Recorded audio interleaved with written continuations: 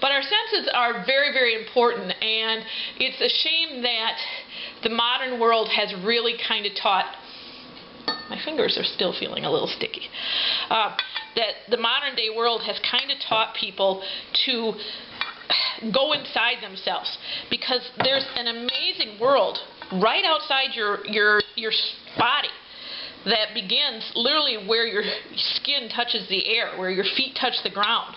And how we know about this is through our senses. If you had no senses, if you didn't have those 5 mundane senses and however many other senses you want to, that you believe that you have, I don't want to step on anybody's toes with that, then if you didn't have those, you wouldn't know what was going on in the world. You would literally live inside a dark hole that was your body. Now, your body is this great and wonderful thing, and the reason it is because it gives you, it has all these neat things it gives you, and 5 of those things are your mundane senses. And so our sensory classes are teaching how to, once again, get to the point that we like to get our hands dirty, and the feel of things between our fingers, and the feel of things between our toes, and listening to nature and understanding what we're hearing, like listening when the crows start crowing. Do other animals have languages? And of course, science knows that crows do. So what are the crows saying? What are the ravens saying? What are the blue jays saying? When you listen to the wind through the trees, do each tree make the same sound, or does every tree make a different sound?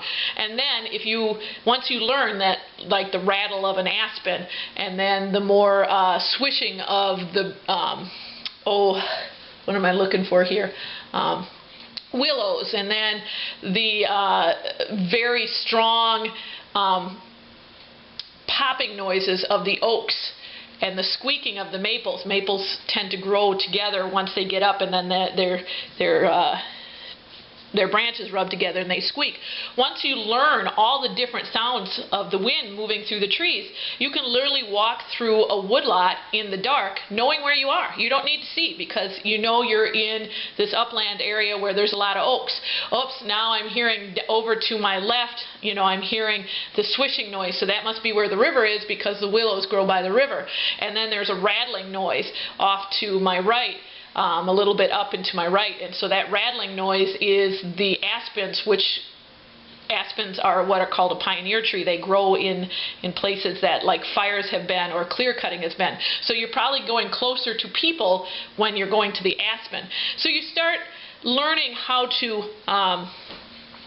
read your senses other than just what comes to your visual input. You start learning how to read all of your senses and live through this body that you are blessed to be in. You live inside this body, and the rest of the world that you see, taste, touch is outside of that. But you're part of it through your senses, and the more you work with those senses, the more you become part of that world. And so anyway, that's one of our classes that we're teaching now, is a sensory winter, we call it the dark time sensory classes, or the dark time sense classes is what we call it, because this is the dark time of the year, so we have to rely more and more on our other senses as opposed to sight, because sight is directly based on light. Hey, this is why I don't talk and bake at the same time. That was my baking soda. You need about a teaspoon of that. And that's got to be worked in, or that's just not going to work as well as it's supposed to. So we got to get that all nice and worked in again. Start cleaning up and everything already. It's coming together nicely anyway, so I'm not too worried about it, because it looks good. It feels right. A little bit thicker. At this point, if you start thinking it's a little not thick enough, add a little bit more milk. And milk, I put milk in there. You can put water if you don't have milk, if you don't want to use milk. You can put kefir or whey, or kind of do a mixture of sour cream and milk. That might add a lot of flavor to it.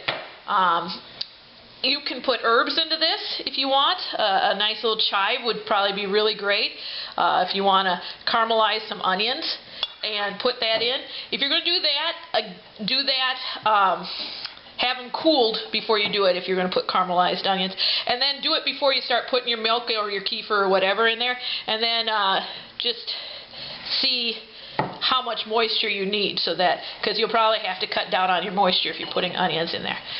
Now, because this is a wild flour that we're working with, we're only going to do one raise on it. So we're going to put it onto where it needs to be.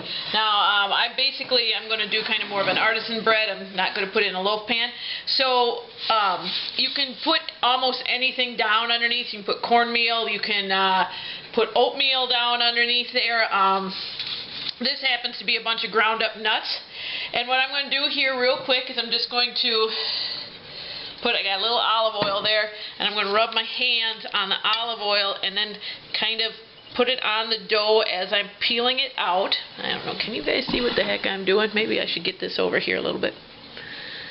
Yeah, that's too far. Oh well, we'll see what we can do here.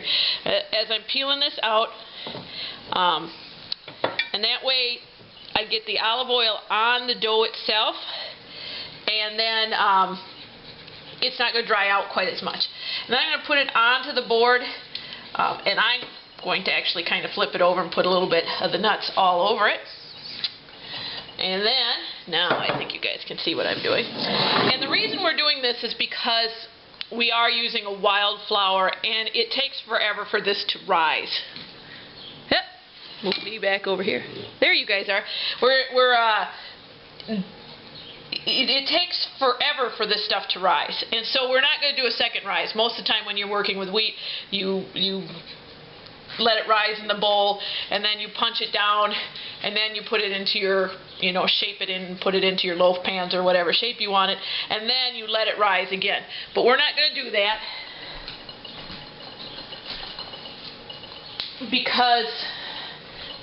simply because it just takes too long. So we are only going to rise it once. And so we're just going to cover this up. We got a little bit of oil. Mainly we just put a little oil on our hands, and that helps. And then what we were touching got the oil onto the dough, and that helps keep the dough moist. And then I'm going to put this in a nice warm place to sit, and that will be that. So okay, I'm going to go back and do that, and then get this going, and I'll come back to you when this is risen, and we'll work from there.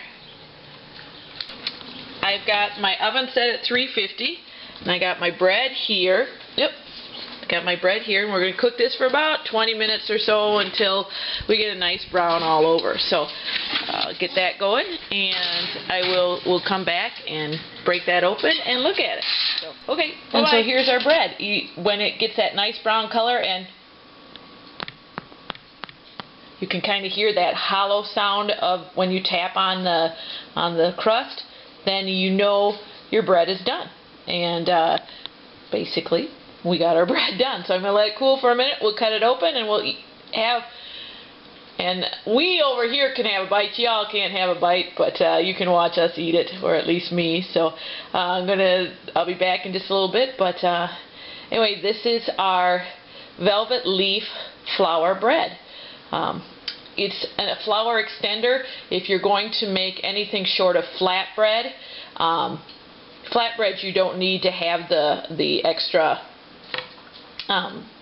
gluten in it. You don't need to have the wheat flour. So this is a flour extender. It makes your flour go a little bit longer, makes your bread a little bit more hearty, and it's very high in the B vitamins. So which help, especially this time of the year during the winter, with depression. We go through when the dark sunlight actually makes us feel happy. It revs up the testosterone in our bodies, and which makes us feel more confident, makes us feel more happy. But once that sun, we don't have as much sun, we get less testosterone in our systems, and this is even for us ladies, and we get more depressed. And there's an actual thing called seasonal affective disorder, or SAD. By eating a lot of the foods that you would if you ate seasonally, you would get those B vitamins, which would help make you happier. It helps you process things easier. Some of the flour from this bread comes directly from right, I mean, just a few inches away from us, right outside the door. So I'm going to let it cool down. Be back in just a little bit. So here's our bread. When it gets all done, you can see it's a nice, dense, dark color.